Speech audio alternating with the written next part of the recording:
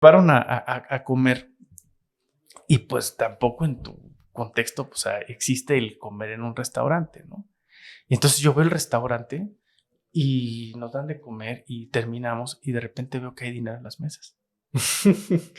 Y entonces me voy a la primera mesa y digo, pues a alguien se le perdió este dinero y yo lo agarro, ¿no? Y me dijo una cosa que cuando le escuché dije, híjole, qué dolor escuchar esto. Me dice, es que a una mujer sola en la calle no la respetan. Una mujer con un hijo la respetan. Y Juan empieza a platicar conmigo. Y entonces me dice, pues si sigues así de inteligente y aplicado en la escuela, algún día vas a llegar a Harvard.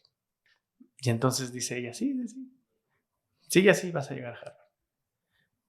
Y Juan le dice, hazle caso, porque ella es la que da las becas para ir a Harvard. ¿Y cómo trajiste a Jack aquí a Hidalgo? ¿Cómo fue esa gestión? Un trabajo conjunto, la verdad es que fue una experiencia muy bonita.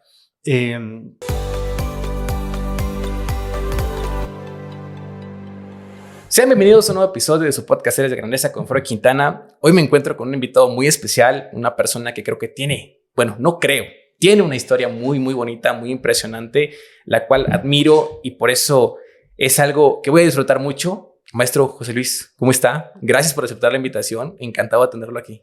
Al contrario, pues muchísimas gracias y qué gusto estar aquí en este podcast. Aires de Grandeza. Aires de Grandeza. Aires y hay que confesar que es mi primer podcast. Primer podcast. ¿No? ¿Cómo se siente? Bien. ¿Contento? Muy feliz y sobre todo pues de compartir experiencias. Claro, ¿no? es lo más bonito. Creo que me llenan siempre las experiencias, las anécdotas. Maestro, ¿cómo era la infancia de José Luis en aquellos tiempos? Mira, yo te diría que fue una infancia muy enriquecedora, muy bonita y demasiado formativa. Yo soy del Ixmiquilpan, del corazón del Valle del Mezquital. Mi papá es del municipio de Chilcuautla, ¿no? En una comunidad que se llama Santa Nabatá. Mi mamá es de Ixmiquilpan, del barrio de la Cruz Blanca, y pues parece ser que ahí ganó la mamá. Entonces nos fuimos a vivir allá al barrio de la otra banda en Ixmiquilpan. Y fue una infancia llena de contrastes, si pudiéramos calificarlo de alguna manera. Porque por un lado, a mí me tocó vivir pues todos los orígenes de mi familia, ¿no? Yo siempre he dicho que si pudiéramos describir a mi familia, pues somos una familia muy hidalguense, porque las familias hidalguenses vienen muchas de cero, muchas venimos de -1 y son familias muy trabajadoras, muy luchonas. Y eso creo que es lo que ha caracterizado la familia tanto de mi padre como de mi madre. Mi padre, pues indígena totalmente, aprendió a hablar español por ahí de los 18 años. Tiene una historia hermosa, yo si lo pudiera calificar, yo diría es muy, muy bonita, también enriquecedora. Y mi mamá también, indígena, mamá estudió no tuvo la oportunidad de estudiar más allá del 6º año de primaria. Y entonces, pues, esa combinación de orígenes, pues, te lleva a conformar un núcleo familiar que se esfuerza para trabajar todos los días, llevar el sustento. Hay mucha gente de Ixmiquilpan y mucha gente de Chilcuautla que conoció a mis padres, pues, cómo a partir de trabajar en una casa, ayudar a los demás, empleados domésticos, pues, se fueron trazando un camino. Y ese camino, pues, fue el camino formativo que yo tuve. Por eso decía, pues, una infancia muy formativa y enriquecedora. Cuando vivíamos en Ixmiquilpan, pues, a mí me tocó, pues, muchísimas anécdotas con todos mis amiguitos del barrio. Lo tiene muy presente todo eso, ¿no? Todo muy presente. ¿Y por qué te decía una infancia llena de contrastes? Porque como niño, luego tú no te das cuenta de esas grandes diferencias económicas y sociales, ¿no? Nosotros vivíamos, como te decía, en el barrio de la otra banda, y para esos años ya era uno de los barrios más lejos de Ixmiquilpan. Sí, ¿era una zona indígena o ahí no se cataloga? No podemos decir que es una zona indígena, es parte del centro de Ixmiquilpan, okay. Pero pues estamos hablando de que en esos años cruzabas el puente de la otra banda, que para los amigos de Ixmiquilpan que nos escuchen o la gente que conoce Ixmiquilpan, en donde pasa el río Tula, pues pasando el río Tula pues ya estaba como que bastante lejos y en esos años pues no había ni camino de cemento, eran camino de tierra. Otros tiempos. Estaban los empedrados.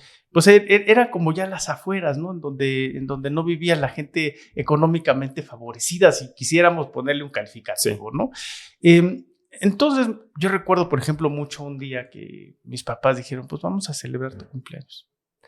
Y yo dije, híjole, pero pues ¿a quién invito? Pues invita a tus compañeritos de la primaria. Y como la primaria en donde iba estaba en el centro, pues cuando mi papá hizo un dibujito, un mapita y invitó a todos los compañeritos, no de la primaria. Pero yo estoy seguro que cuando llegaron mis compañeros de primaria con sus papás y le dijeron, pues es que me invitaron a este cumpleaños y dijeron, ¿quiénes son? Pues porque no éramos una familia conocida, Sí. ni de los comerciantes de Ixmiquilpan, ni de los políticos de Ixmiquilpan, o sea, nada. Entonces dijeron, pues ¿quiénes son? ¿Y en dónde viven? Puta, hasta allá. Sí. No vas. Entonces llego al cumpleaños, mi mamá me acuerdo que hizo un pastel, pues con los ahorros. Se esforzaron. Se esforzaron para hacer algo y llegaron las 6 de la tarde, las 7, 7:30. Y nadie. Y nadie. Y ninguno de mis compañeritos llegaba. Y de repente, pues el zaguán estaba entreabierto, ¿no? Para ver si alguien venía. Y de repente veo un niño, ¿no? Con una sudadera roja, me acuerdo perfecto. Y me asomo, ¿no? Y era un niño de la calle. No era ninguno de mis compañeros. Era un niño de la calle, un niño que pues, sabíamos que vivía por ahí. Entonces lo veo y lo invito a pasar a mi cumpleaños. Entonces, con él, era mi invitado número 1. El primero que llegó. Sí, con mis hermanos y ya otros vecinitos. Y bueno, pues ya arrancamos la fiesta. Y a veces uno no se da cuenta, hoy le llamas bullying, o le pones muchos calificativos, pero también las infancias, ¿no? Como este ejemplo, están llenos y marcados de cierta violencia, quizás no física, pero sí social, económica.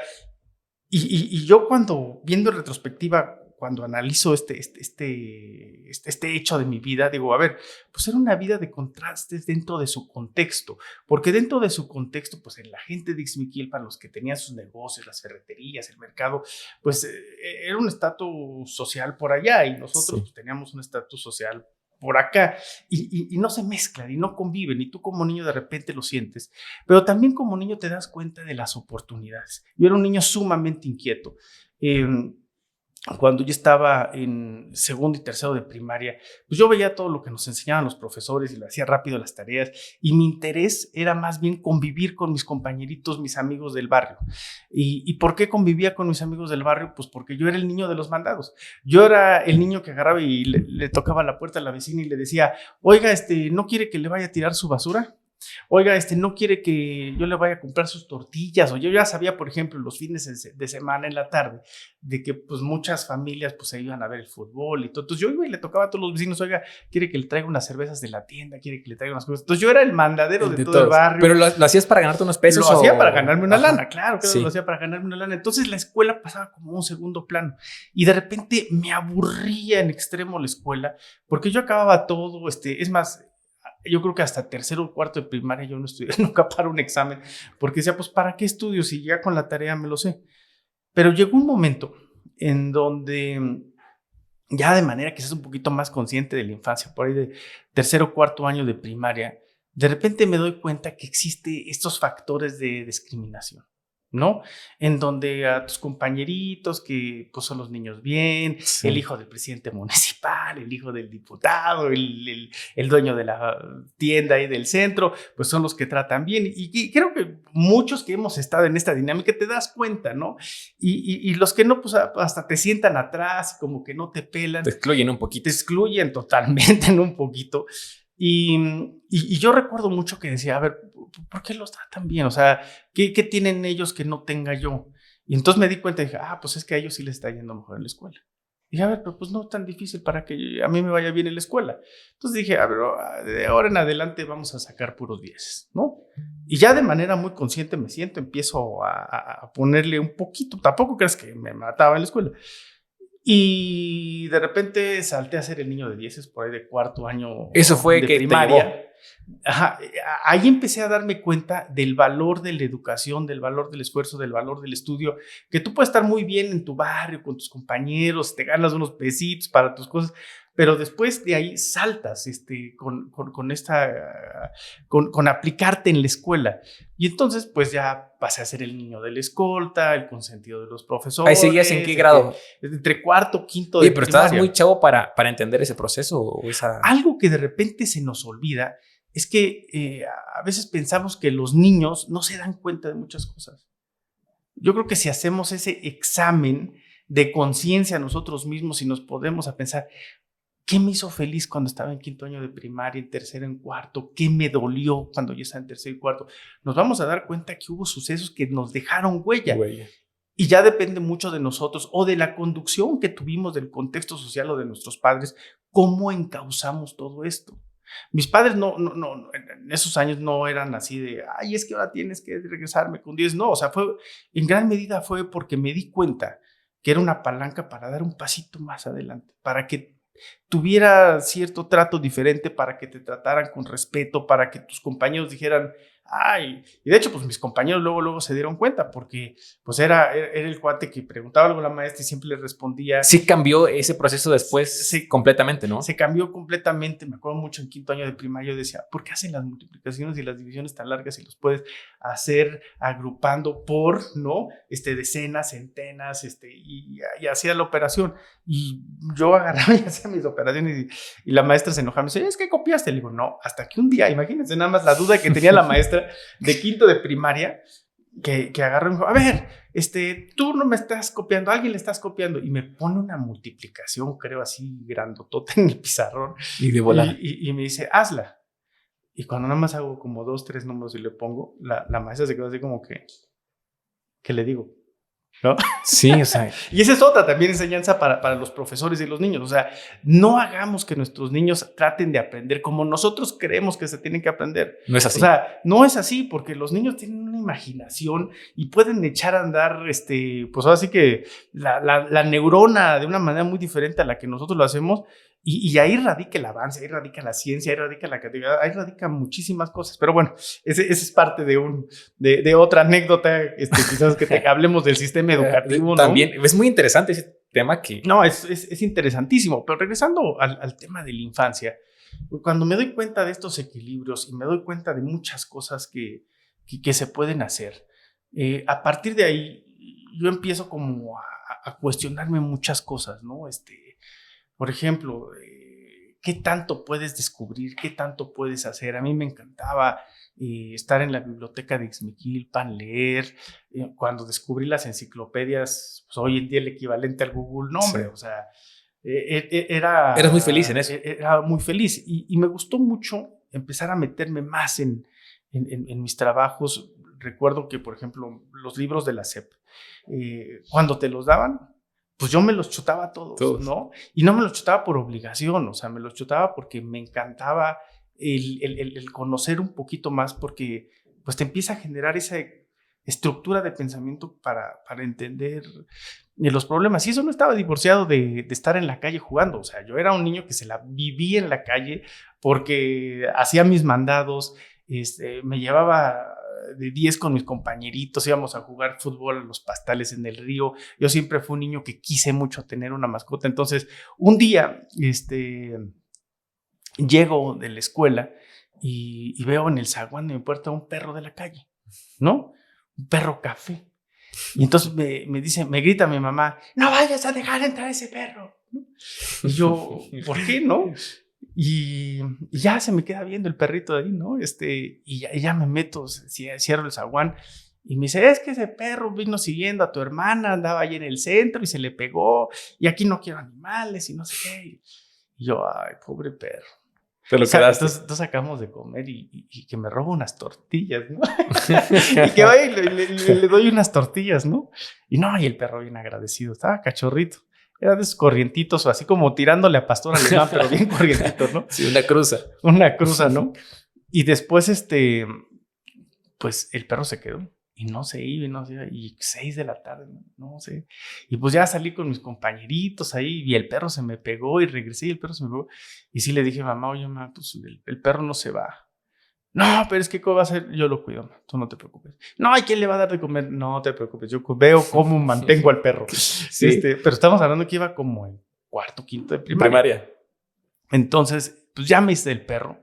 Y yo, ¿cómo le pongo al perro pues es un perro de la calle, es un perro vagabundo, pues te vas a llamar Vagabundo. Entonces se llamaba el Vagabundo, entonces el Vagabundo fue el perro de toda mi infancia que me duró prácticamente hasta que estaba en profesional. Oh, mira. Lo envenenaron desafortunadamente a él y a otro perro también de la calle que adopté, que ese le pusimos el Toro, que era muy atrabancado. Y con mi perro y con mi bicicleta, que los pesitos que tenía los usaba para arreglar mi bicicleta, pues ahí andábamos descubriendo las colonias, los alrededores.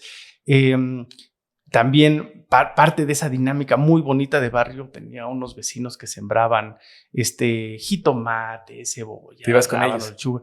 Entonces, pues me iba con ellos a trabajar. Sí. Entonces era, levántate muy tempranito, los fines de semana o en las vacaciones, ya te subías a la camioneta y me iba con mis compañeritos del barrio. Ya nos íbamos ahí las milpas que estaban cerca del río, que es ahí donde sembraba. Y nos aventábamos ahí jornadas. Hoy en día está súper penado esto de la explotación infantil, sí. Pero también hay que entender la realidad que se vivía. O sea, nosotros no éramos los únicos niños que trabajaban. O sea, nosotros nos formaban de entre 2 y 3 niños para cargar las cajas, las cubetas, ir cosechando o ir lavando, y pues ya también te pagaban, ¿no? Entonces, pues yo repito, era muy inquieto desde el punto de vista de las actividades, de cómo conseguir dinero, cómo abrirte ahí espacios para la diversión, quizás, si lo quieres ver así. Pero también muy dedicado a la escuela, y esto me permitió, repito, tenías un balance muy bueno en ese momento. Estos contrastes, ¿no? Sí, y al final del día la vida es una cuestión de balances, uno tiene que aprender a llevar esos balances. Y ahí también fueron interviniendo varias cosas, ¿no? Cosas muy interesantes, y ahí mi papá jugó un papel fundamental, porque mi papá también muy inquieto desde el punto de vista cultural y artístico. Mi papá en su momento hizo un gran esfuerzo por abrir la primera casa de la cultura en Ixmiquilpan. Entonces, ahí mi papá, muy orgulloso de sus orígenes, por ejemplo, llevó a profesores para que nos enseñaran a hablar en otomí, a escribir, a pintar, a bordar y demás. Y yo cuando veo eso digo, wow, pues es una gran oportunidad para estar cerca de mi papá, ¿no? Y aprender otomí. O sea, yo viví toda mi niñez escuchando otomí, hablándolo. ¿Lo hablas muy bien? No diría que muy bien, pero sí lo hablamos y lo entendemos. Y la verdad es que es una gran bendición. O sea, hoy que lo veo en retrospectiva, digo, es una bendición de vida. Y eso también me llevó a tener como otras aristas de participación, incluso dentro de este grupo que se hizo, y eso es otra anécdota también de la primaria. Empezamos a cantar en otomí. Hay canciones tan bonitas, sumamente dulces en otomí, con todo el acompañamiento musical tradicional del Valle del Mezquital. Y cuando estábamos debe haber sido quinto de primaria también. Yo creo que es quinto de primaria. Pues en la primaria en donde estaba, pues dijeron, vamos a hacer un concurso de Día del Niño en donde los niños vengan a imitar y a cantar y los vamos a calificar. Y entonces yo le digo a mi hermana y a una amiga de mi hermana, que eran los que cantamos en otomí, les digo, oigan, pues ¿por qué no participamos? Y nos quedamos, pues sí. Pues ya sabemos cantar en otomí. También tocas, ¿no? Sí, también toco. Pues vamos. Entonces, pues ya se inscribieron los grupos, el Día del Niño, y llegó un grupo invitando pues, a Panchis, y llegó otro invitando a Michael Jackson, pues las cosas que estaban de moda. De moda en esos tiempos. Y de repente llegamos, mi hermana, su amiga y yo, pues con los trajes regionales, y con la tambora, y con el violín, y con la guitarra, y una tina que se ocupa como bajo, que es una tina, un palo y un lazo, y le vas dando el ritmo del bajo. Y toda la escuela se queda así de, ¿y estos qué van a hacer? ¿No? Y entonces pasan el micrófono, y entonces empezamos a cantar una canción que se llama Mi perro se murió, Matsadio ya Bidú, y otra que se llama La flor de San Juan, Sidón y San Juan. Y todos nuestros compañeros no sabían si reírse, si aplaudir, los profesores, porque se sacaron totalmente de onda, contexto, sí. De onda, ¿no? Y algunos compañeros, digo, yo sí escuché los comentarios, dijeron, ay, ¿cómo le van a dar un premio a estos inditos y no sé qué, bola de indios? Y regresa, ¿no? A esa crueldad que a veces hay en la infancia.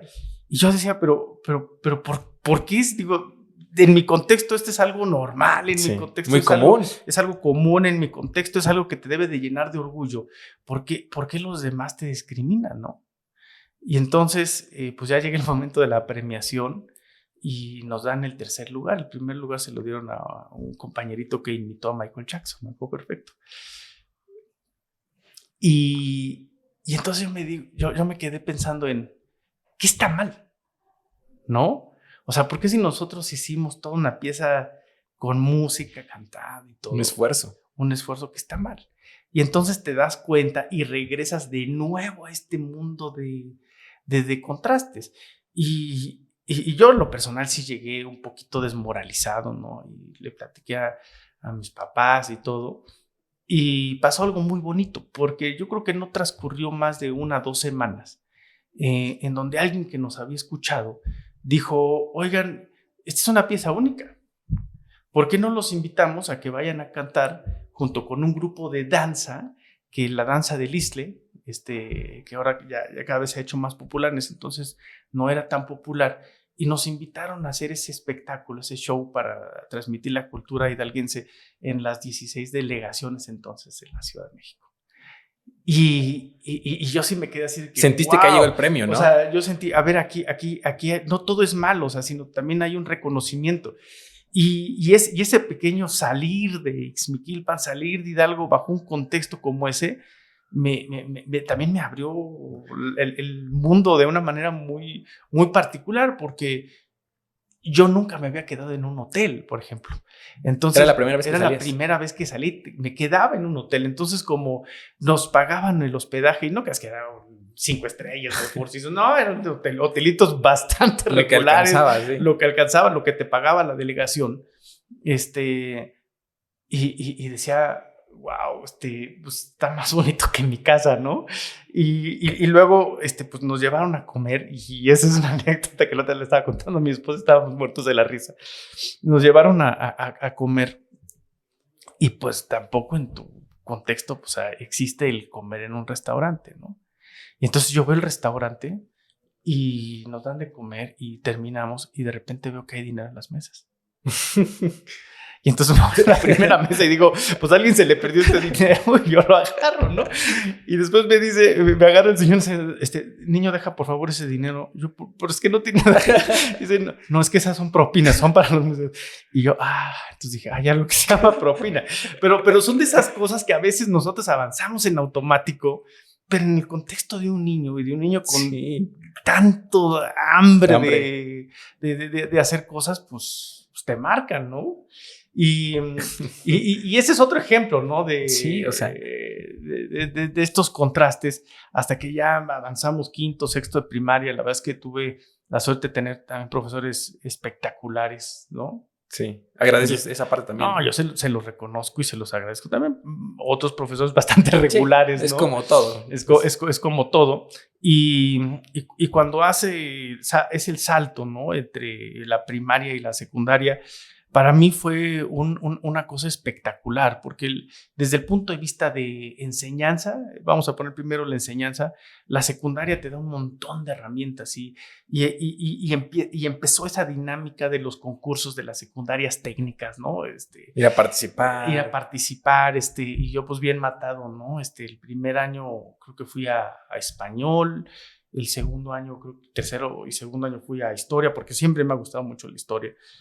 Y nos fue muy bien, en esos concursos, pero eso te permite también, me permitió pues, volver a salir y ver a tus compañeros de otras escuelas, de otras regiones, de otros estados y demás. Y ver otro panorama también de la vida. Y ver otro panorama, ¿no?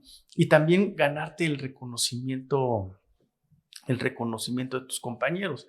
Y también ahí descubrí una cosa que a mí me fascinaba, que era la física, las matemáticas, el álgebra, la trigonometría, la geometría, que para mí fue una etapa muy formativa y que yo diría hasta hoy en día creo que ha marcado mi desarrollo profesional. Y, por qué me generó tanto gusto esta parte, porque en la secundaria se congregaron la parte de la historia y la parte de las matemáticas, y uno de los profesores que yo quiero mucho, bueno, varios de los profesores, pues fue mi profesor que me dio matemáticas y mi profesor que me dio historia, y uno en tercero de secundaria que me dio orientación vocacional. Y este profesor de orientación vocacional en tercero de secundaria, pues como éramos bastante flojos, muchos de mis compañeros y yo, bueno, quizás yo no tanto, pero sí no éramos el grupo, como el grupo que iba delante de nosotros, que era bien chapa adelante. Nosotros éramos un grupo bastante complicado, relajiento, y nos deja un trabajo, nos dice, a ver, para orientación vocacional, hagan un trabajo de lo que quieran. A ver, si lo quieren hacer de fútbol, háganlo de fútbol. Si lo quieren hacer de cocina, háganlo de cocina. Pero yo quiero que en ese trabajo me muestren lo que les gusta. Entonces yo dije, pues, a mí me gusta la física, me gustan las matemáticas. Y en ese entonces yo estaba casado con la astronomía. O sea, yo quería ser astrónomo, quería ser astronauta. Entonces, dije, pues vamos a hacer un cálculo de la distancia más cercana de la Tierra al Sol. Porque el Sol, pues, digamos que está aquí, no gira la Tierra así de manera regular, ¿no? Gira en una elipse y sí, por eso hay una distancia en donde es la mínima y yo la quería estimar del día, la hora, bla, bla, bla, bla. Y para eso me fui a estudiarla y todo, ¿no? Y ya terminé mi trabajo. Y una vez que lo terminé, porque siempre me gustaba terminarlos con una semana de anticipación, 2, 3 días. Es muy aplicado. Lo más pronto posible, ¿no? Voy caminando hacia mi casa, de la secundaria a mi casa, y pues tenía que pasar a fuerzas por los portales de Ixmiquilpan. Para los amigos de Ixmiquilpan que nos escuchan, o los que visitaron Ixmiquilpan en esos años, o los que todavía, porque hay vestigios de esa actividad económica, pues había en esos años muchísima fayuca. Y entonces en esa fayuca, pues vendían los relojes, las grabadoras grandototas, y siempre ponían los cassettes piratas que también te vendían, y los ponían una y otra vez, y para que no se les rayaran, pues de vez en cuando los quitaban y ponían el radio.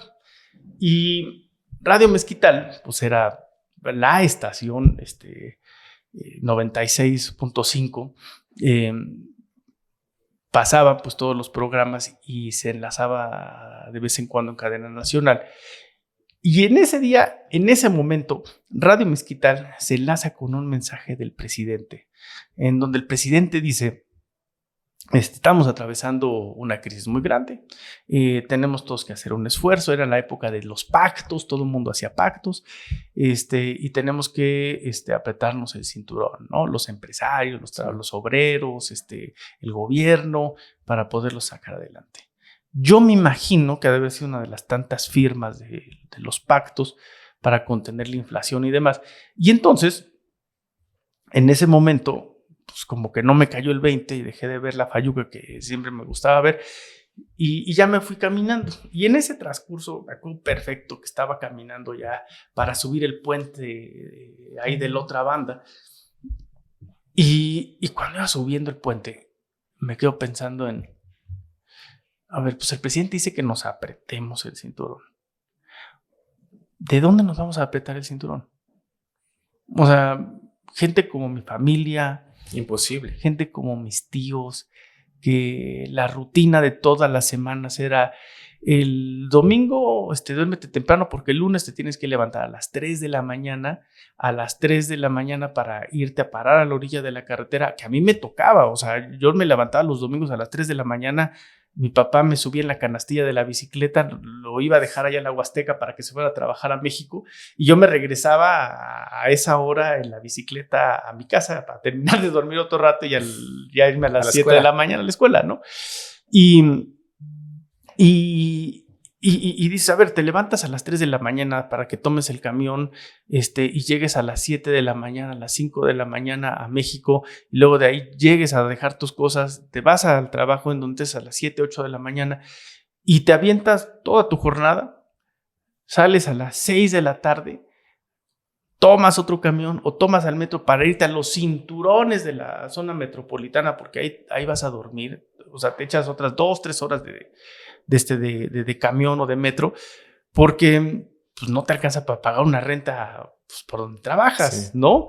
Y luego al otro día levántate de nuevo a las 5 o 6 de la mañana para que llegues a trabajar de nuevo toda tu jornada y así te la avientas hasta el sábado, que sales a las 2 de la tarde, vuelves a tomar el metro o el camión, llegas a la Central del Norte, regresas a tu lugar de origen, ya estás en tu lugar de origen, llegas ya el sábado todo amolado, pero hay cosas que hacer en la casa, desde arreglarle donde están los chivos, entre ir a regar tus milpas, hacer trabajo de cosas campo. en la casa, trabajo de campo o en tu casa, todas las obligaciones. Y luego, después de ahí, el domingo, pues es tu único espacio en donde hay cierta posibilidad de disfrutar, ¿no?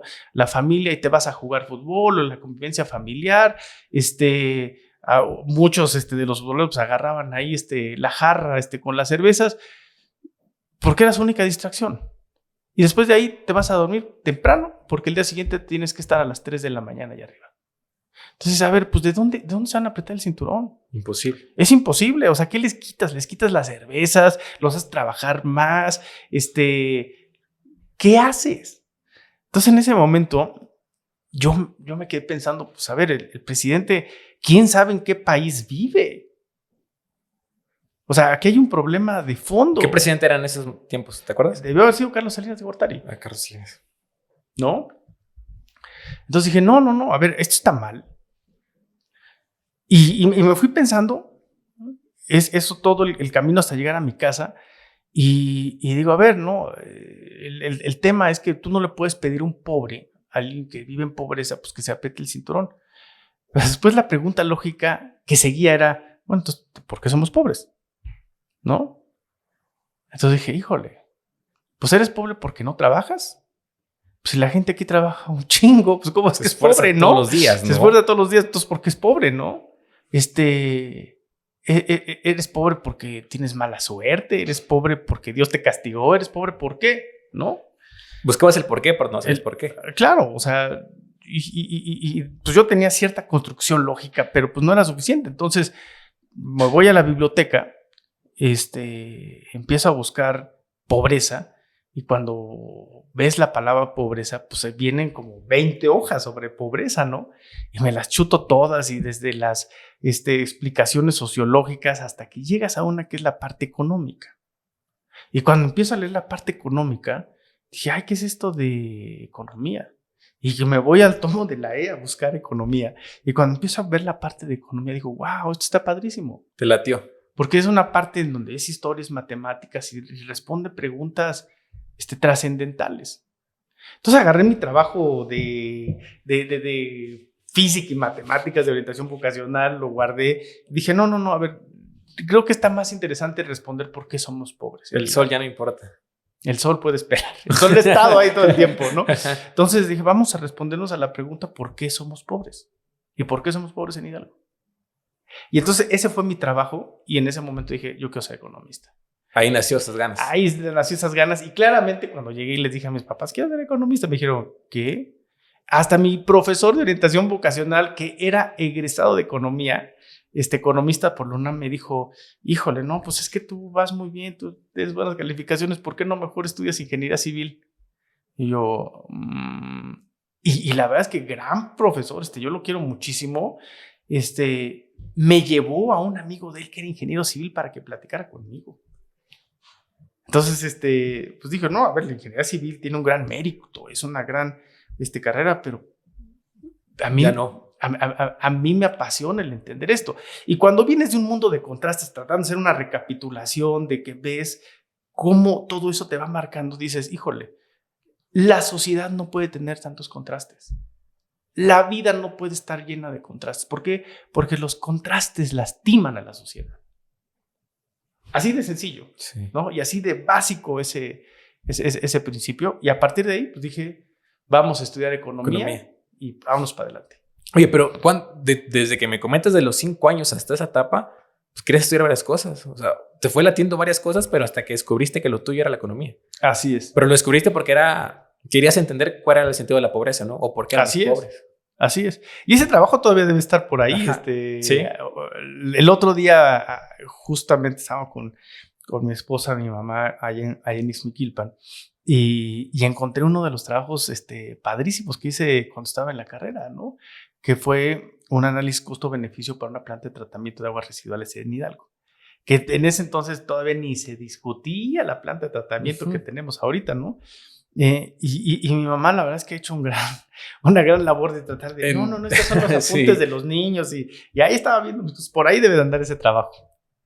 Por ahí debe de andar. Pero era bonito, ¿no? O sea, toda esa etapa, y aparte, creo que descubriste todo eso, o fue muy bueno el descubrir que a los 5 años entendiste esa parte de niños, o sea, la parte que muchas veces como niños no descubrimos en el decir, pues quiero esto, quiero buscar esto, y que las mismas vivencias de ese entorno te hicieron cambiar de mentalidad. Así es, y también hay otra parte muy importante y formativa que también me generó un entendimiento muy claro del papel, por ejemplo, de la mujer. Nosotros en una etapa, mis papás dijeron, pues que de aquí no alcanza, vámonos a trabajar a México. Y entonces se fueron a trabajar a México. Mi papá, pues, de lo que hubiera, de lo que fuera, y en ese entonces, pues, como aprendiz de pintora, enmarcaba cuadros, ¿no? Trabajaba en una marquetería. Y mi mamá, pues, limpiaba una casa, limpiaba un consultorio, y en donde vivíamos, pues, estaba bastante retirado de donde estaba la casa en donde ayudaba, trabajaba y el consultorio. Y yo me acuerdo, pues debí de haber tenido unos 4 años, yo creo, estaba muy chiquito, apenas caminaba. Pues mi mamá me llevaba, ¿no? De la mano, y ya nos subíamos al metro, y del metro al camión, y del camión ir a limpiar la casa, luego otra casa, y luego ir a limpiar el consultorio, y regresábamos.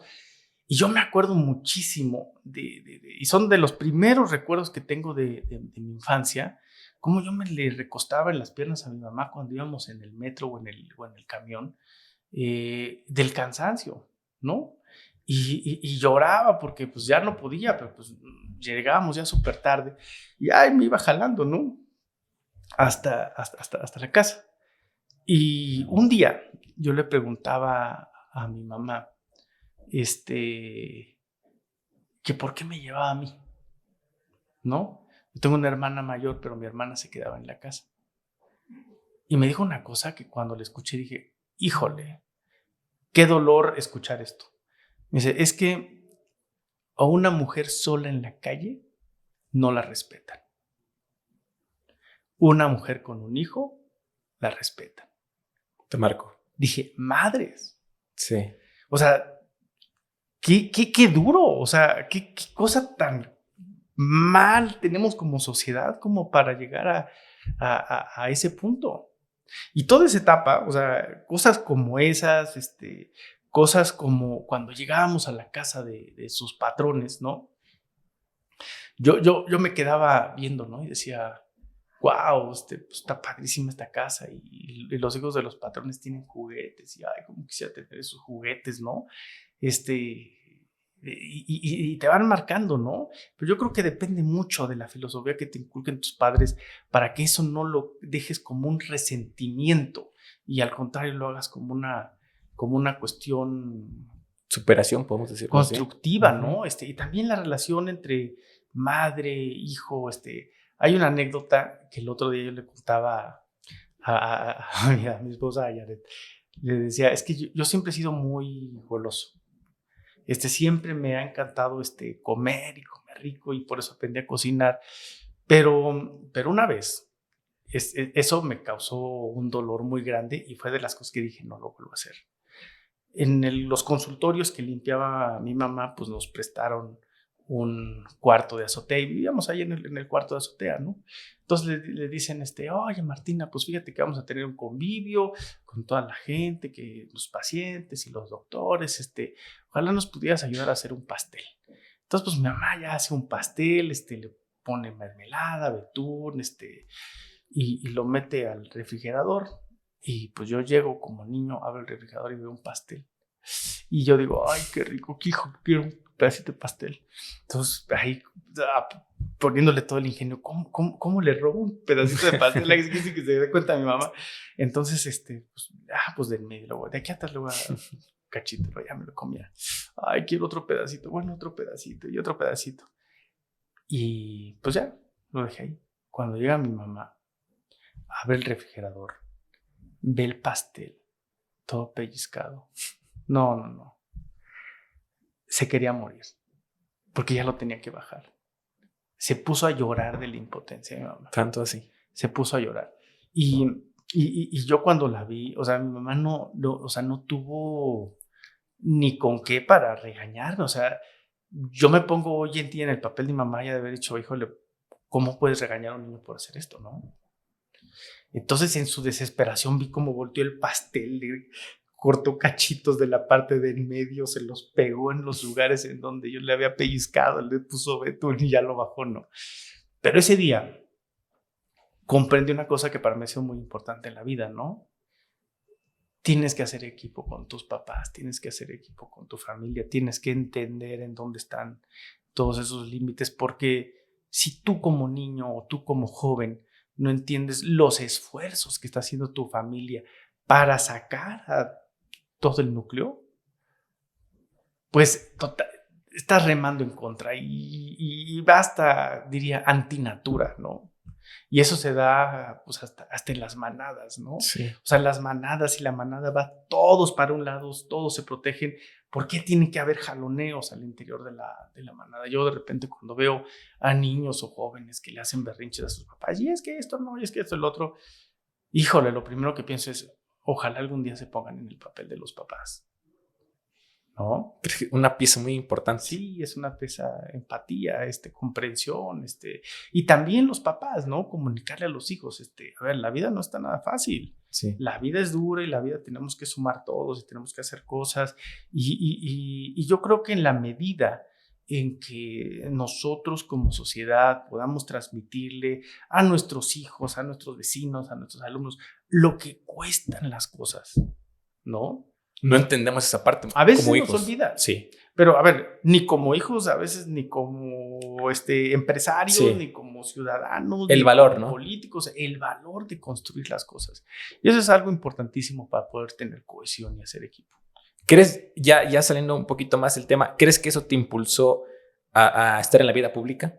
Todo esto, lo que te marcó, que de temas de infancia, de decir, ¿sabes qué? Pues yo quiero buscar algo por la sociedad. Sí, definitivamente.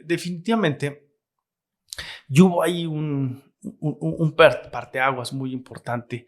Yo me gano una beca para irme a estudiar al Tecnológico de Monterrey. Yo diría que esta beca fue trascendental para dar un giro y tener una proyección hacia adelante. Te abrió las puertas para muchas cosas. Sí, era una beca de excelencia y como traía todo el récord de los premios nacionales y todas estas cosas, y creo que terminé con promedio de 10 la secundaria, pues dije, vamos a darle una beca de excelencia. Entonces me dan una beca de excelencia, me voy a estudiar allá y a lo largo de la preparatoria se abrieron una cantidad de cosas. Yo quería hacer todo, ¿no? Desde atletismo, en donde me fue muy bien, hasta todas las actividades extracurriculares, concursos, todo. Y bueno, también terminé graduándome como con 99.98 de promedio, una cosa así. Y llego a profesional, ¿no? El TEC me ofrece una beca de excelencia y como estaba en el equipo de atletismo me dijeron en Campus Monterrey, si tú te vienes y corres para nosotros, te vamos a ayudar con la residencia, ¿no? Entonces dije, híjole, no, pues ya estoy hecho. O sea, la beca de excelencia en ese entonces te cubría un 90%, entonces pagabas un 10% de colegiatura y si aparte iban a regalar casi comida. Era algo... Estaba espectacular. Muy genial, sí. Entonces, pues empiezo a estudiar el primer año de economía en el TEC y me va muy bien y yo quedo enamorado, o sea, de todo lo que estaba viendo de microeconomía. Sí, ya estabas apasionado, ahí te apasionó el doble. El doble, el triple. Y un día el director de la división, que se apellida Ardila, platicando con él, me dice, oye, pues la verdad es que tú eres muy bueno en la escuela, y veo que te encanta el tema de la economía. ¿qué quieres hacer? Y le digo, pues pues a mí me gustaría hacer lo que hacen los economistas, ¿no? Me dice, híjole, lo malo es que aquí en el TEC tiene un enfoque muy empresarial. Si quieres hacer realmente lo que hacen los economistas, que es estar en el sector público o en instituciones financieras grandes, yo te recomiendo que te vayas al ITAM. Yo nunca había escuchado en mi vida que era el ITAM. Entonces, pues ya empiezo a buscar. Dijo, hijo, ¿y cómo voy a la escuela? ¿Cómo voy a conocer esta universidad? Y coincidió que semanas más adelante fuimos a una competencia al Comité Olímpico Mexicano, que está ahí por Periférico Norte, y ya creo que corrí 1500 metros, no me acuerdo. El caso es que pues ya tuvimos ahí en el CEDOM, en el Comité Olímpico, la competencia. Terminé la competencia y ya había investigado y preguntado cómo irme al ITAM. Entonces bastaba con tomar un microbús ahí que se iba por todo Periférico y me llevó hasta Televisa San Ángel. El ITAM está enfrente de Televisa San Ángel. Pues ya me bajé ahí, voy a conocer la escuela. Digo, está muy fea comparada con el TEC de Monterrey, ¿no? Y entonces, digo, ¿dónde está el departamento escolar? No, pues aquí no tenemos departamento. Es que quiero pedir informes, ¿con quién puedo platicar? Y ya me mandaron ahí con un profesor, que la verdad hoy en día no sé quién haya sido. Me dice, no, pues mira, el ITAM es esto y esto, nuestros egresados, tal, súper buena gente. Y si quieres hacer examen de admisión, pues de una vez ve allá al departamento de admisiones, te vas a llenar un cuadernito, tienes que pagar y todo. Ok. Y pues que lo hago. ¿Y qué haces? Y que no, llené todo para el examen de admisión y que regreso a hacer el examen de admisión y que quedo, ¿no? Ahí sin beca.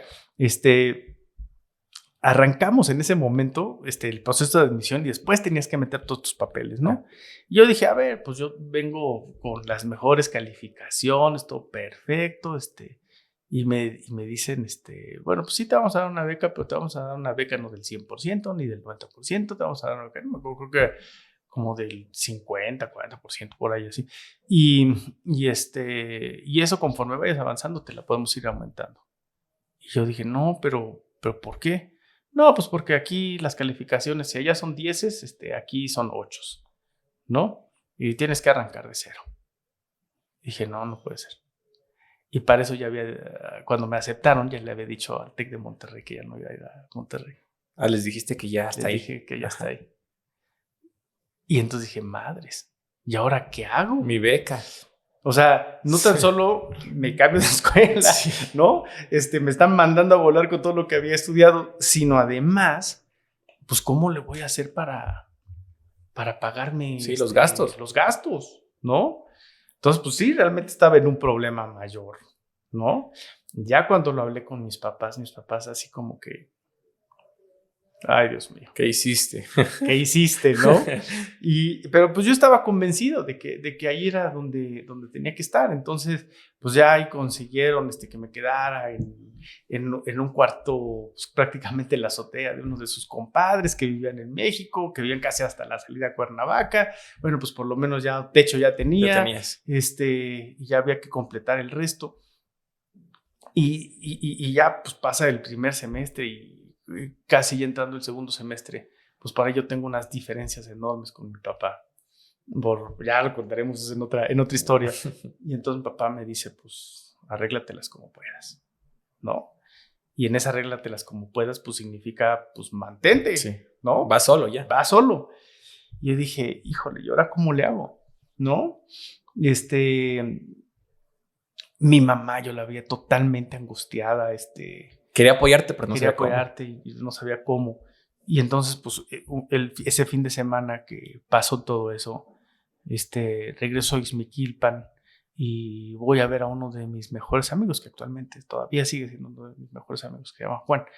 Y le digo, oye, carnal, él me dice primero, oye, que vamos a hacer algo, vamos a, Dije, ¿sabes qué? No, la verdad es que estoy muy, muy triste y no quiero hacer nada, carnal. Me dice, ¿por qué? No, pues no. Me vio yo creo que tan triste. Me dice, no, a ver, ven, te invito, vamos aquí a echarnos una chela. Y ya, la cerveza le dije, pues mira, pasó esto. Y no sé cómo le voy a hacer. O sea, no tengo dinero ni para comer. Y tengo que regresar el lunes. Y yo me pregunto, pues, ¿con qué voy a comer el resto de la semana? Estoy prácticamente en la mitad del semestre. Pues estoy en un problema, ¿no? Y entonces él se queda pensando y dice, híjole, pues déjame ver qué se nos ocurre. Y el domingo me dice, oye, fíjate que pues platiqué con mi mamá, pero pues mira, a ver, te vamos a prestar 50 pesos, imagínate, 50 pesos y mi mamá también junto un poquito. Y así entre los cachitos, híjole, pues ahora sí que aprendí a vivir y a comer con 50 pesos a la semana, ¿no? Ya el resto, pues los camiones, como sea, pues ahí veía cómo le hacía. Y entonces el siguiente fin de semana, platicando con Juan, me dice, oye, ¿y por qué no ahorita que acabas tu semestre nos vamos a trabajar a Estados Unidos? Le digo, pues tienes toda la razón. Y la verdad es que, como siempre lo digo, la fórmula no tiene mucho mérito, porque es lo que hacen muchos mexicanos. Sí. Y entonces consigo dinero prestado, veo cómo me voy, y me voy ese semestre, esas vacaciones de verano. Prácticamente entregué mi último examen, ya ni vi calificaciones. Vámonos a trabajar. Y así, mi amigo Juan, al final de cuentas, no se pudo ir. Yo alcanzo a irme y me acuerdo cuando estaba haciendo la maleta, ¿no? Y me decía, mamá, ¿qué te vas a llevar? Le digo, pues pura ropa de trabajo. Porque yo no sé si voy a trabajar de jardinero, no sé si voy a trabajar de mecánico, no sé si voy a trabajar de mesero, no sé. Ibas a la deriva. Yo iba a agarrar jale, como dicen, ¿no? Sí. Y mi único contacto era un amigo de Juan del Cebeta, que me iba a esperar allá. Y así fue, ya llegué, lo encontré, me llevó, me dice, oye, vámonos rápido en chinga, porque fíjate que ahorita estoy cubriendo un espacio aquí en un restaurante. Yo no trabajo aquí, yo trabajo en otro restaurante de limpiamesas, pero pues acompáñame y luego platicamos, ¿no? Entonces ya llego yo al restaurante, se llamaba Los Loros Mexican Restaurant en Atlanta. Y entonces llego con mi maleta, y me ve el manager y me dice, oye, guarda tu maleta por allá, ¿no? Muy buena onda, me dice, oye, ¿quieres comer algo? Y yo, sí, pues siéntate por favor por ahí en el bar para que no estés aquí haciendo mosca. Entonces ya me siento ahí, me da unas flautas, chile verde que me supieron a gloria, sí. A gloria. Y ya entrando la noche me dice, oye, ¿y qué vas a hacer? Le digo, no, pues es que vengo a buscar trabajo, la verdad es que necesito dinero. Pues, oye, pues mira, Pablo está cubriendo ahorita, tu amigo el que te trajo está cubriendo ahorita el espacio de un limpiamesas que acaba de renunciar. Pues, ¿por qué no entras? Son $500 a la quincena, creo. Comida y pues ella arréglate con ellos para, pues a ver si te dan cobijo y para vivir. Y aquí la gran ventaja, pues, es que te daban de desayunar, comer y cenar, entonces no gastabas dinero.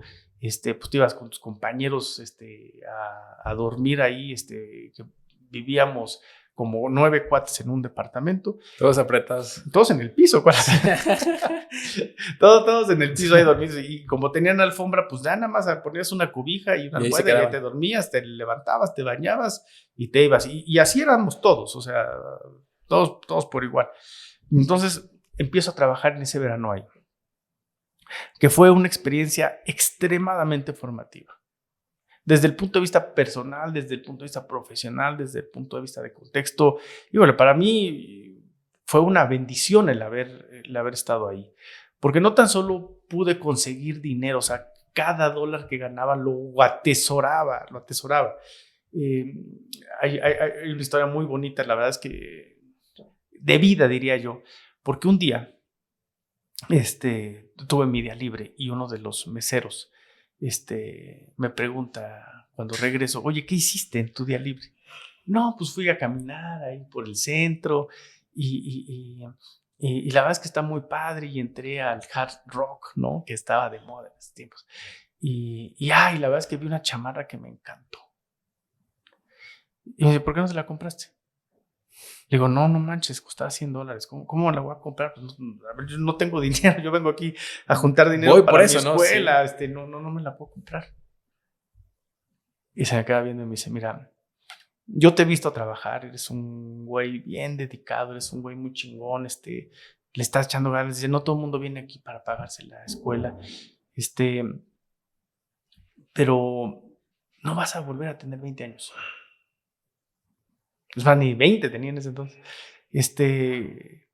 Tienes que aprender a balancear tu vida, porque va a pasar el tiempo y yo no tengo la menor duda que te va a ir muy chingón y vas a hacer dinero y vas a regresar. Y el día que regreses vas a decir, me quiero comprar esa chamarra. Y cuando te la pongas, te vas a ver como un viejo ridículo. Entonces tienes que aprender a disfrutar tu momento. No todo se lo apuestes al futuro. Yo dije, wow, qué enseñanza de vida. ¿Te la compraste o no? En ese momento no me la compré. ¿Qué fue lo que pasó después? Como yo era muy bueno limpiando mesas y acababa rápido, los meseros me decían, oye, ayúdame a atender esa mesa, oye, ayúdame en la barra, oye, y me compartían propinas. Entonces ya con las propinas que juntaba más lo de mi salario, pues entonces una semana antes de que me fuera, fui y me compré la chamarra. Y era feliz con mi chamarra, no, o sea, porque también eso es algo que me ayudó, o sea, junté mi lana para la escuela, para los gastos, me compraba un par de cositas de ropa, mis libretas, una mochila. Entonces yo ya llegaba al ITAM y todos decían, ay, no, pues pues no está tan zarrapastroso, ¿no? Y siempre decían mis compañeros, porque pues, la verdad es que el ITAM es una escuela, pues, donde va gente que tiene muchas posibilidades económicas, ¿no? Hijos de expresidentes. Hijos de expresidentes, diputados, empresarios, Y muchos de ellos siempre decían, ay, es que el verano, ¿dónde te fuiste? Ay, pues es que mi papá me mandó a un curso de Stanford y no sé qué, y a mí iba a Chicago, y yo estuve en Ginebra, y tú, pues yo también estuve en Atlanta, ¿y qué pedo? No les daba más detalles, pero... Yo disfruté. Pero pues sí. ¿Y por qué regresamos a esta historia? Porque cuando estaba allá... escuchando a la gente que estaba trabajando, pues te das cuenta del gran vacío que hay en una cantidad de políticas públicas y política económica que se tiene que hacer, ¿no? Y muchas cosas que están muy mal desde el punto de vista estructural, social en México.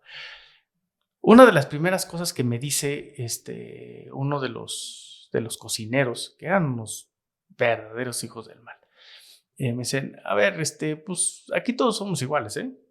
O sea, a nosotros nos vale madres que tú vengas de una universidad, nos vale madres que estés estudiando, nos vale madres que medio hables inglés, aquí cada quien se rasca por sus propias uñas, aquí todos llegamos iguales y todos terminamos hasta donde podamos llegar. Y eso hace una diferencia brutal en la manera en que la gente trabaja, en lo que la gente se esfuerza. Porque si tú lo contrastas, por ejemplo, en México, y dices, oye, ¿y por qué ese cuate le fue bien?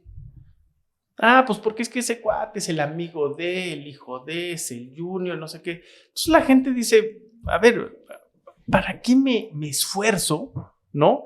Si el esfuerzo no lo veo reflejado en mí, si no lo veo que me ayuda a construir un mejor futuro, pero sí a otros.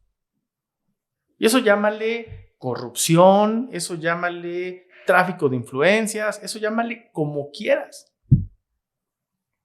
Y son cosas que como que te caen, pero no las ves tan claras cuando estás ahí.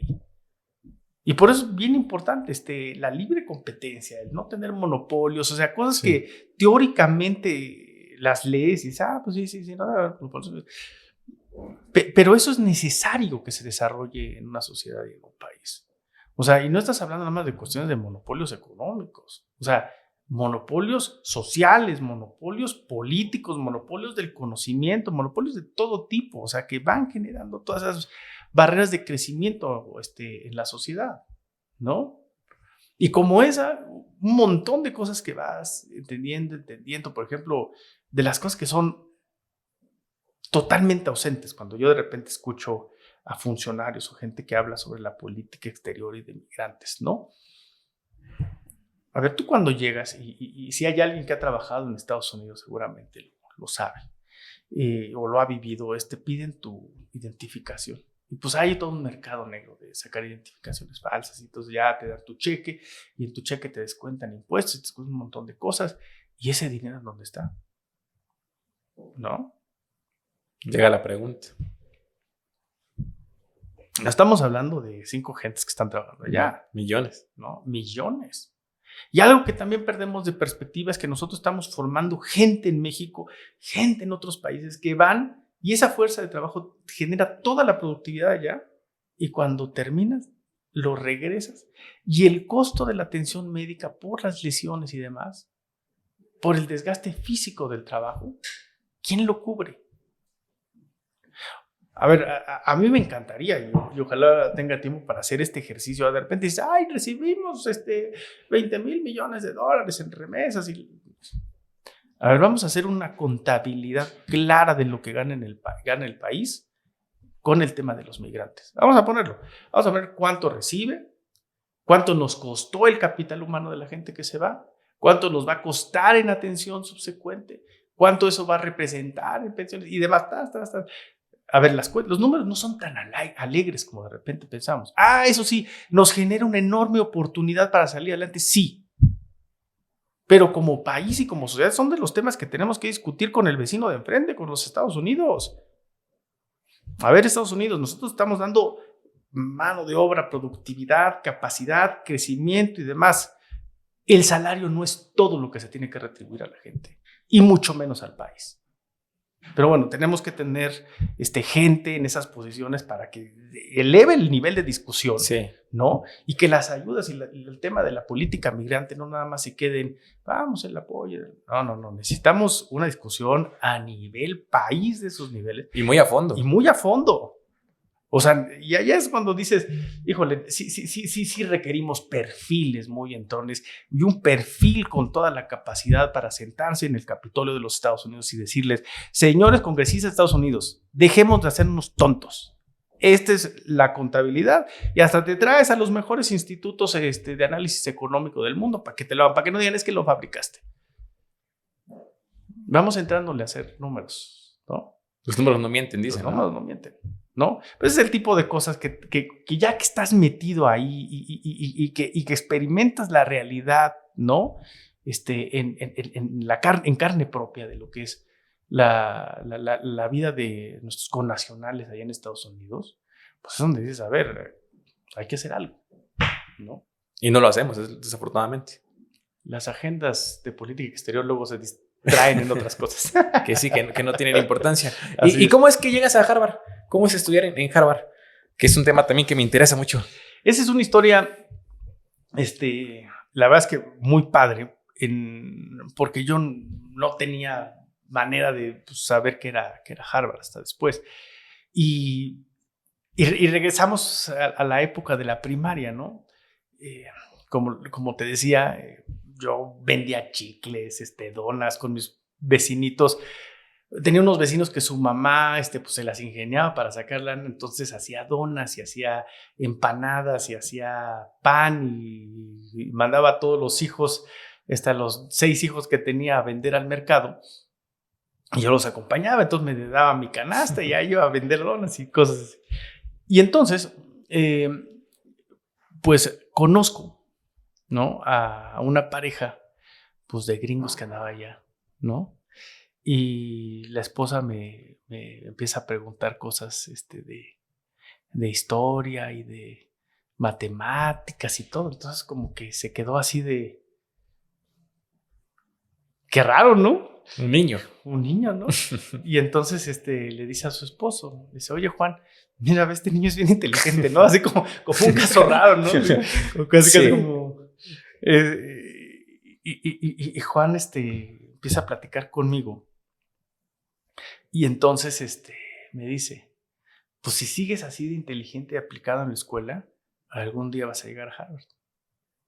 Ahí fue la primera vez que escuchaste la palabra. Y yo dije, y entonces dice ella, sí, sigue así, vas a llegar a Harvard. Y Juan le dice, hazle caso, porque ella es la que da las becas para ir a Harvard. ¿Cómo crees? ¿Sí? Y yo me quedo así, ok. Y entonces se me queda eso, y cuando vas avanzando en la preparatoria, que ves el libro de química, ¿quién lo hizo? No, pues un investigador de Harvard. De los libros de matemáticas y los de economía, bueno, ni que se digan, ¿no? Entonces va quedando eso, va quedando eso. Y ahí es en donde se empezó a sembrar el gusanito. Y cuando llego al ITAM, pues el ITAM tiene pues, muchos profesores que son doctorados de todas estas prestigiosas universidades. Y pues como decíamos, ¿no? Muchos de mis compañeros son hijos de gente que ha tenido cargos públicos o académicos o empresarios, y para ellos pues Harvard dice, pues sí, es que tu papá fue es que tu tío fue, en fin, o sea, para ellos era, o sea, yo cuando estaba en el ITAM, muchos de mis compañeros ya se iban a veranos a estudiar a Harvard. Pero lo que es muy padre de esta historia es que pasó el tiempo, ¿no? Y un día, estando en un evento del David Rockefeller Center for Latin American Studies, que es allí en Harvard, me invitan porque yo fui presidente de los estudiantes y académicos mexicanos en Harvard. Entonces llego y de repente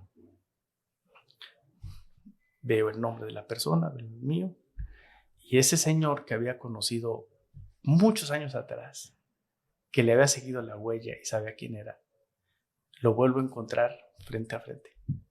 Juan Enríquez Cabot, que hoy en día es un speaker conferencista reconocido mundialmente, mexicano, y le digo, wow, qué cosas. Sí, ¿cómo es la vida? ¿Cómo es la vida? ¿Te acuerdas de aquellos años? Pues mira, nos venimos a encontrar en Harvard. No, se quedó sin palabras. Sin Imagínate palabras. si no. No. Muy bonito. Y luego viene otra cosa muy padre, porque pasan un par de años y hace una visita la rectora de la universidad. Entonces estaba Andrew Fost. Y pues, dentro del mundo académico, pues la rectora de la universidad más prestigiada del mundo que venga a México, pues era un suceso importante. Entonces organizan toda una cena, y Harvard tiene aquí en México lo que es Fundación México en Harvard, que se encarga de dar becas, apoyar investigación y demás. Y la esposa de Juan, ya en esa plática y tiempo después lo supe, pues fue la que inició esta fundación para dar becas, ¿no? Por eso en ese entonces decía, pues hazle caso porque ella es la que da las becas, ¿no? Sí. Y entonces, cuando la veo, digo, wow, qué padre. Y yo no sabía si ir, si no ir, y entonces le decido mandarle un correo electrónico por ahí de las 3 de la mañana, un día antes del evento, y le digo, oye, María se llama, oye María, pues yo no sé si te acuerdas de mí, pero yo me acuerdo mucho de ti. Fíjate que pues nos conocimos en Ixmiquilpan, aquel niño inquieto, y que me hiciste muchas preguntas y que te quedaste, creo yo, sorprendido. Recuerdo mucho que me dijiste en algún momento de que si seguía así, algún día iba a llegar a Harvard. Te quiero decir que, como en un cuento de hadas, sí fui a Harvard, me gradué, y estoy enormemente agradecido por tus palabras, esas aportaciones, y ahora estoy de regreso en México. Estoy haciendo esto y creo que ahora es mi momento de retribuir. Y así como tú en algún momento me tocaste para generarme esa inspiración para ir, creo que ahora es el momento de las generaciones en las que yo pertenezco para que nosotros toquemos a muchos jóvenes para que puedan tener esa inspiración de irse a una universidad como lo es la Universidad de Harvard. Estoy enormemente agradecido por haber puesto esa semillita de cambio de vida en mí. Atentamente, José Luis Romo. No sé si vaya a ir al evento, pero si voy me va a dar mucho gusto verla. Y se lo mando a ella, y se lo mando también con copia a Bárbara Randolph, que era en ese entonces la directora ejecutiva de la fundación. Aquí en México. Aquí en México. Y entonces me contesta muy temprano Bárbara, me dice, ay, qué bonito correo, José Luis, permíteme pedir tu autorización para leerlo hoy en el desayuno. Y yo, no, pues claro. Y entonces en el desayuno pues estaba la rectora de Harvard, estaban toda la gente que lo acompañaba, la gente de fundación, los consejeros de Fundación México en Harvard, todas las vacas sagradas, ¿no? Y entonces Bárbara lee el correo, no lo había visto María. Y cuando me dicen, cuando escuchó María, entonces suelta a llorar porque pues se recordaba, ¿no? Sí. De Ixmiquilpan hasta allá, Y ¿no? el niño, ¿no? Un niño. Y el niño ahí, en las condiciones que lo conoció. Y la rectora se quedó, wow, ¿no? Y la rectora dijo, quiero conocer a José Luis hoy que estemos ahí, ¿no? Y entonces, pues yo ni sabía nada de eso. Entonces yo llego al evento y saludo a todo el mundo, mis excompañeros, gente que conoces, y de repente veo uno de los consejeros y me dice, José Luis, ¿qué hiciste? Y yo, ¿por qué? Me dice, no, es que fue el tema del desayuno. No sabes qué bonito correo, qué emotivo, porque aparte en el correo lo escribí en inglés y le puse el título, un cuento de hadas hecho realidad, una cosa así. Y por ahí todavía lo tengo. Y me dice, la verdad es que nunca imaginamos que íbamos a tener una historia como la tuya. A ver, acompáñame. Entonces ya llego, ya me presentan a la rectora y la rectora me dice, queremos ese tipo de historias. O sea, queremos aquí en Harvard, no queremos una historia en un millón, queremos millones de historias como estas, al revés, ¿no? Ayúdanos, por favor, para ver qué podemos hacer. Y a partir de ahí me empecé a involucrar más en todos estos temas de los egresados de Harvard, y alumna y demás. Porque a final de cuentas, si lo vemos todo en retrospectiva, también la suerte juega un papel fundamental. Si crees en la suerte. Totalmente. Pero hay que estar preparado para aprovecharla. Sí. ¿No? O sea, a veces el destino te pone tantas cosas, pero si tú no estás preparado para discernirla, pues es lo mismo que no la tengas, ¿no? Podemos decir que la suerte es la oportunidad. Así es. Y en ese sentido, pues hay que apoyar, siempre hay que hacer, pues para poner ese granito de arena, ¿no? Mira qué historia tan bonita. La verdad es que sí. A mí alguna vez me decían, esa historia del correo no te la creo. Y que les enseño el correo. Se quedaron así de, wow, ¿no? Sí, y cómo es la vida también. Así es. No, la vida la verdad es que da muchísimas vueltas. O sea, yo cada vez que lo veo en retrospectiva digo, qué increíble, ¿no? Y hace poco me volví a encontrar a Juan Enríquez en un evento en Cancillería, ¿no? Que estaba hablando del tema de los vehículos eléctricos y me sigue en Facebook, ¿no? De hecho, me felicita cada cumpleaños y luego me felicita mis publicaciones, me felicita mis publicaciones y también es mutuo. Y me dice, ¿qué pasó, caudillo? Digo, ¿cómo estás? Pues bien, ¿y cómo estás viendo todo este tema del nearshoring, transformación y demás? Y es una cuestión también sumamente enriquecedora, pero bueno, estamos hablando de las vueltas que da en la vida. Sí. Y jamás me hubiera imaginado, ¿no? De que fueras a coincidir con una personalidad, diría yo, sí, como de la altura de Juan Enríquez, que es un cuate visionario, o sea, ha escrito libros que son bestsellers a nivel mundial, ¿no? Y recuerdo mucho una vez que tuvimos un evento en Harvard, porque le estaban platicando a él, algunos compañeros egresados, pues su frustración en el tema de la política, ¿no? Cómo es que la ciencia y todo eso. Y eso no fue de ahorita, eso fue de haciendo un disclaimer de cuestiones políticas, eso fue hace como 8 años. Okay. Es el mismo problema, sí, ¿no? Y decían, es que eso es una porquería. Y entonces me dice Juan, Ron, a ver, ven. Platícales lo que estás haciendo. Y en ese entonces acabamos de traer a Jack Motors. A eso iba también ahorita. Acabamos de traer a Jack Motors y empezábamos a ver la posibilidad de vehículos eléctricos. Todo el mundo decía, tan loquitos, o sea, eso no va a funcionar. Y vean ahorita. Llegó. O sea, vean Tesla, ¿no? Sí. O sea, hace unos días que unas semanas que estuve en Europa, que me invitaron a dar una conferencia en London School of Economics en Oxford. En la televisión y en la pantalla del avión no vi un solo comercial de vehículos de combustión. Todos eléctricos. Todos eléctricos.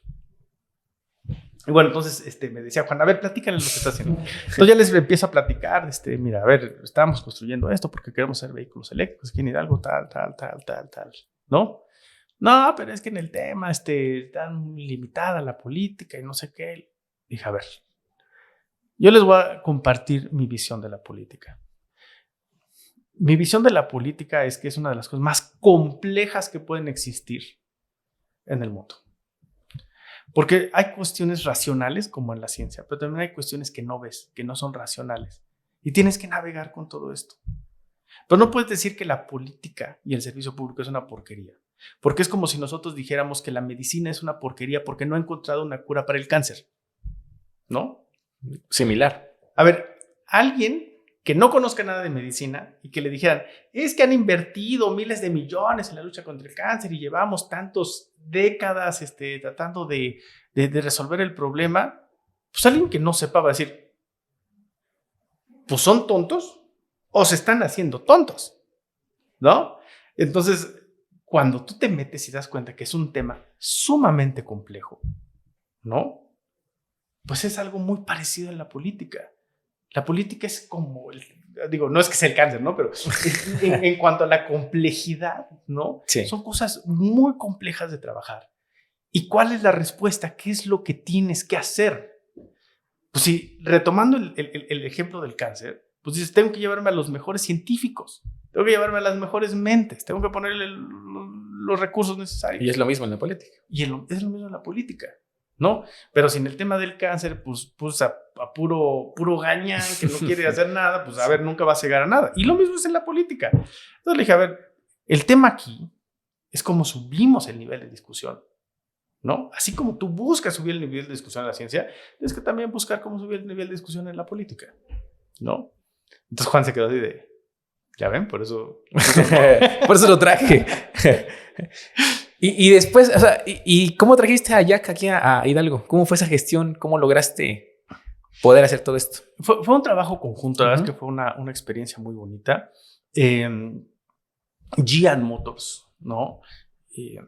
Ellos han estado ya hace algún tiempo aquí en Hidalgo, y cuando decidieron armar vehículos y empezábamos a platicar la idea, vamos a ver todo el apoyo del gobierno del estado. Lo que corresponde en esta etapa es apoyarlos a ustedes, ver cómo ahí eras generamos secretario de desarrollo económico, okay. Cómo generamos todas las condiciones.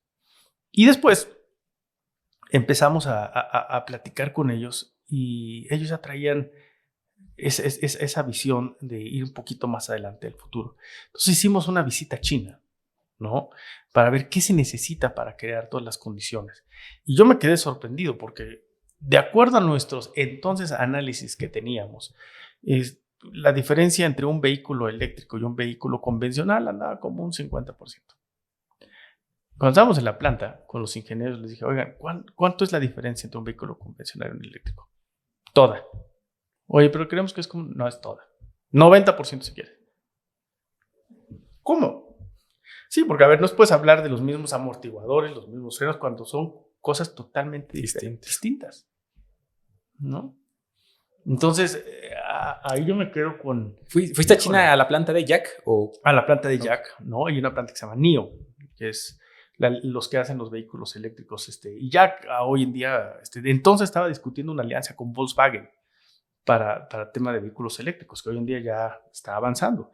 Y luego con Elías Masri empezamos a ver todo lo que estaba haciendo ya China en cuestión de infraestructura de carga, incentivos fiscales y demás. Y me acuerdo mucho que estábamos ya un día de las reuniones en la noche platicando, y la conclusión fue, esto va a ser porque va a ser, ¿no? Y luego con Suri, su hijo, también... Con base en lo que ellos, el análisis que se tenía y las conclusiones que llegamos, fue que no es un tema de la demanda, es un tema de la oferta. Hay tanto inercia en la industria automotriz convencional, pues que se ven amenazados, ¿no? Entonces, por eso la industria no estaba produciendo vehículos eléctricos. Entonces, la gente, si quería comprar uno, llegaba y les decía, oye, quiero comprar un vehículo eléctrico. Sí, pero en 2 años. Y carísimo. Y feo, además, ¿no? Sí. No había innovación todavía. No, pues no tenían incentivos. ¿Para qué? ¿No? El status quo es lo mejor.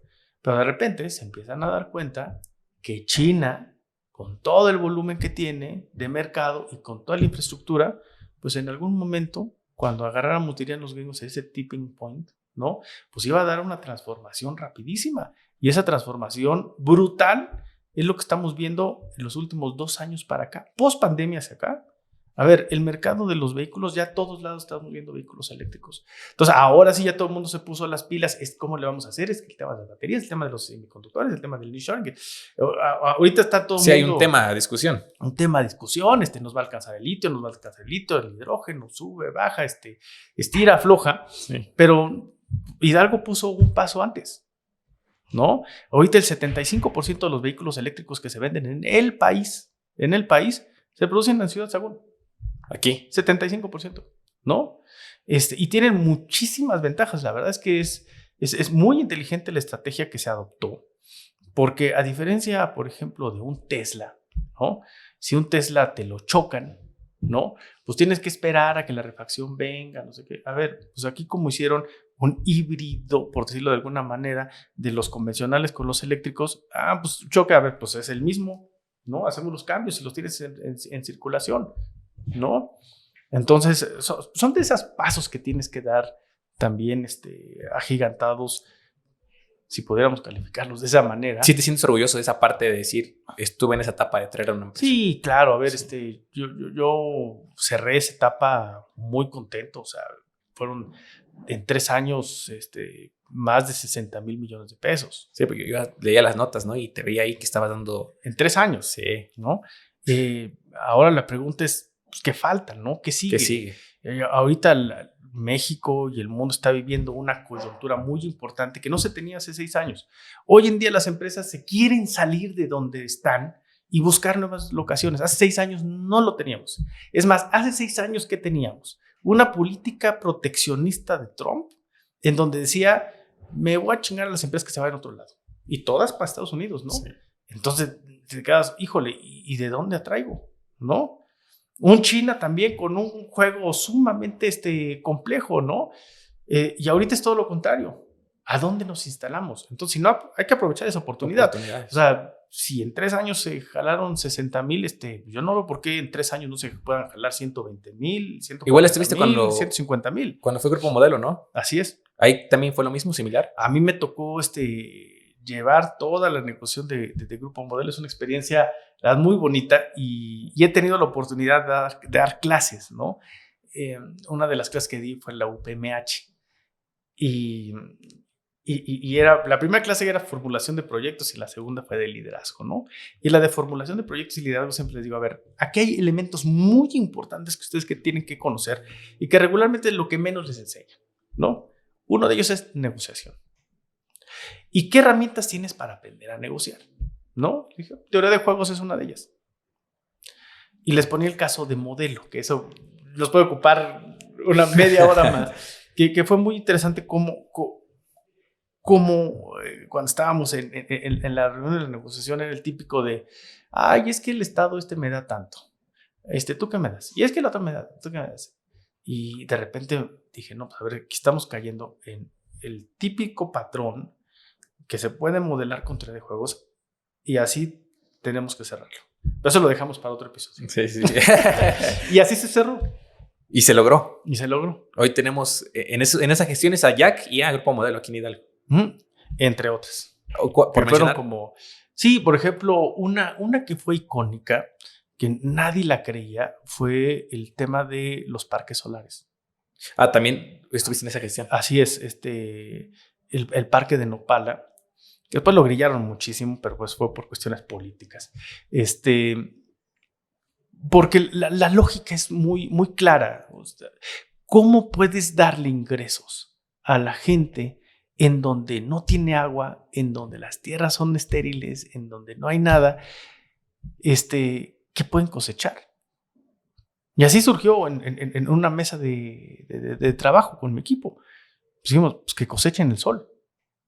Y no, sí, ¿por qué no? A ver, sí, vámonos más allá, o sea, no. A ver, ¿por qué no puedes cosechar sol? ¿Qué necesitas para cosechar sol? Entonces empezamos a hacer todo un análisis de la radiación en el estado, en dónde estaba, la cruzamos por donde pasaban las líneas de alta tensión porque tenías que hacer el porteo, ¿no? Y me acuerdo mucho que sentamos a los ejidatarios porque ese era el primer proyecto. Y les dijimos, a ver, señores, con toda transparencia, aquí no va a haber business para... No. O sea, necesitamos X cantidad de hectáreas para un proyecto como este. Nosotros no lo vamos a decidir, sino ustedes lo van a decidir. ¿Por qué? Pues porque en toda esta región pudiera estar y ustedes están en esta región. Los que se pongan de acuerdo, primero, son los que vamos a entrar con la empresa. Y si no se entiende con la empresa, pues los segundos. Y así, y los terceros. Sí, hasta que alguien quiera. Hasta que alguien quiera, ¿no? Porque hay muchos antecedentes de abuso, los proyectos eólicos de Oaxaca, en fin. Y la verdad es que tienen razón. O sea, hubo muchísimo abuso, hubo muchísima gente que hizo ahí su domingo 7. No, estuvo terrible. Pero teníamos que lidiar con eso. Entonces, así fue como lo establecimos y así salió ese proyecto.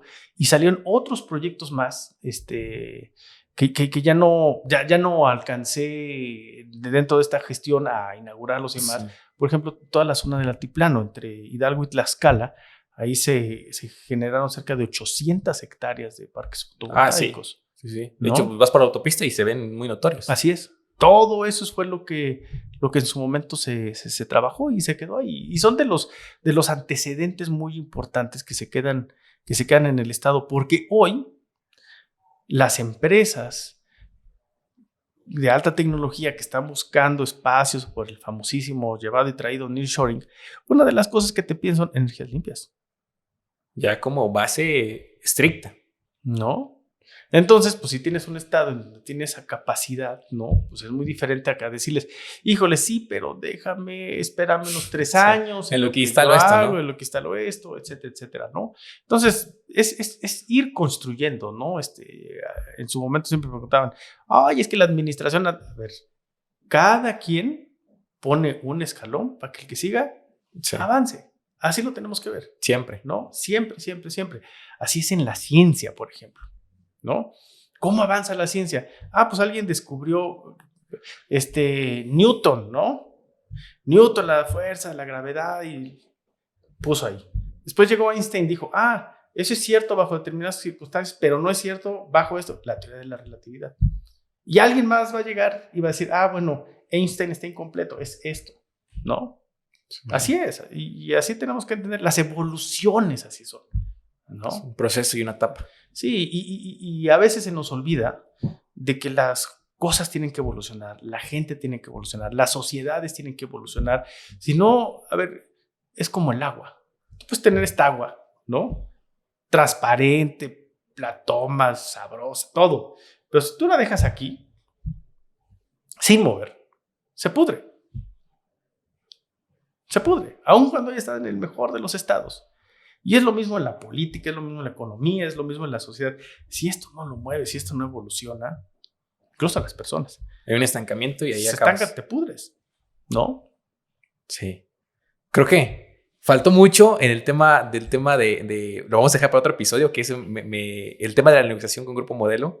Lo vamos a poner para otro episodio para no alargar tanto, igual por 2 tiempos. Pero José Luis, un consejo que le quieras dar a los chavos. Creo que tienes muchos. Porque en verdad, te lo digo, me encantó platicar contigo este episodio y vamos a programar otros, si me lo permites, para igual hablar 2 temas más amplios, temas más políticos, si así se quisiera tocar. Pero un consejo a los chavos de hoy en día, que veas que nos haga falta a un chavo, en este caso de 23 años, ¿qué le dirías? Que sí se puede. Así tal cual que sí se puede. O sea, muchas veces decimos, híjole, es que esto está muy complejo, es que no hay las condiciones que A ver, no es cierto. Y no importa si eres chavo, no importa si estás en una edad media o si ya eres más grande. A ver, siempre hay la oportunidad de cambiar las cosas. Que nos dan los miedos, que el pasado, las heridas que traemos. Claro que se puede. O sea, siempre tienes la posibilidad de que el día de mañana que te levantes va a ser algo diferente. ¿Por qué no intentarlo? Ese sería el consejo. Perfecto. ¿Algo más que quieras agregar? Agradecerte. No, agradecerte enormemente y a todo el auditorio. Esperemos que no se hayan aburrido. No, ¿cómo crees? No, fue una charla muy bonita. Creo que siempre digo, el convivir con personas que han tenido un pasado, si así lo queremos llamar, extraordinario, creo que nos llenan de mucho y creo que a la gente que nos esté viendo creo que igual le va a servir de mucho. Agradecerte también por el tiempo, el espacio. ¿Y dónde te podemos encontrar? ¿En Facebook, Instagram? En redes sociales, en Facebook, José Luis Romo Cruz. En Instagram creo que es JL Romo. Okay. O póngale José Luis Romo. Y ahí aparece. Ahí va a aparecer. Perfecto. Quedamos pendientes al próximo episodio para que igual esperen temas muy importantes que se vienen. Les mando un saludo, cuídense mucho y nuevamente, muchísimas gracias. Al contrario, encantado. Gracias a ti. Cuídense, que estén muy bien.